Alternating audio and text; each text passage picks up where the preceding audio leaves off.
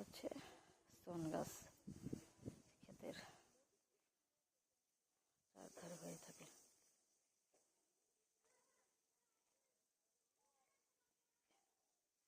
এগুলো তো বোধহয় ঝাড়ু বানায় নাকি?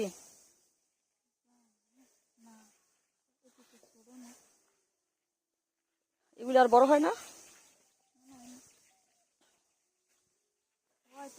এগুলো স্তন গাছ, তো বড় হইব না কেন?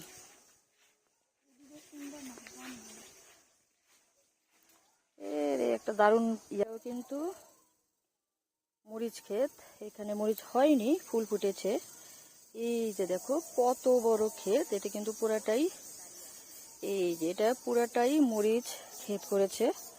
এটা ফুল হয়েছে, ফুল এখনো হয়নি, সরি মরিচ এখনো কিছু কিছু মরিচ ধরেছে, আবার কিছু কিছু মরিচ বেশিরভাগই ধরা বাকি আছে।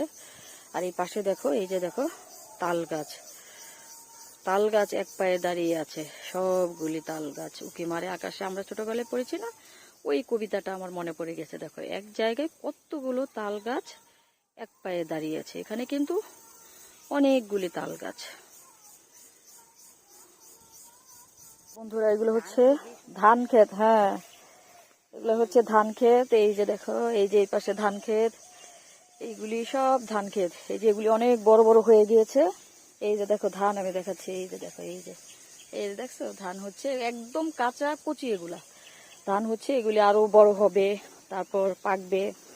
যাই হোক, এই যে দেখো কত সুন্দর, এই যে খুবই ভালো লাগতেছে। পুরা গ্রামটা একদম মানে সবুজে সবুজে ভরা। ঘুরলাম, খুবই ভালো লাগলো।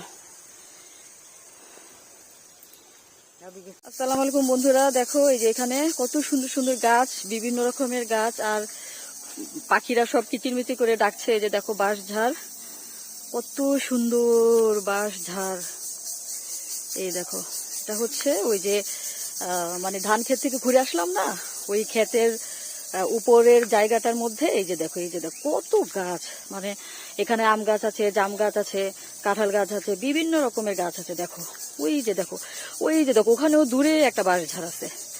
কি ভালো লাগে, ওরে মাই গড, এত সুন্দর জায়গা, এত সুন্দর জায়গা, এত সুন্দর আমাদের এই গ্রামটা, কল্পনার বাইরে। তো বন্ধুরা, ভালো লাগলে একটু জানাবে কেমন লাগলো। খুবই সুন্দর, এখানে আসলে আসলে যেতে ইচ্ছা করে না, এত সুন্দর, কিন্তু বাধ্য হয়ে ফিরে যেতে হয়, এই আর কি। তো বন্ধুরা ভালো থেকো।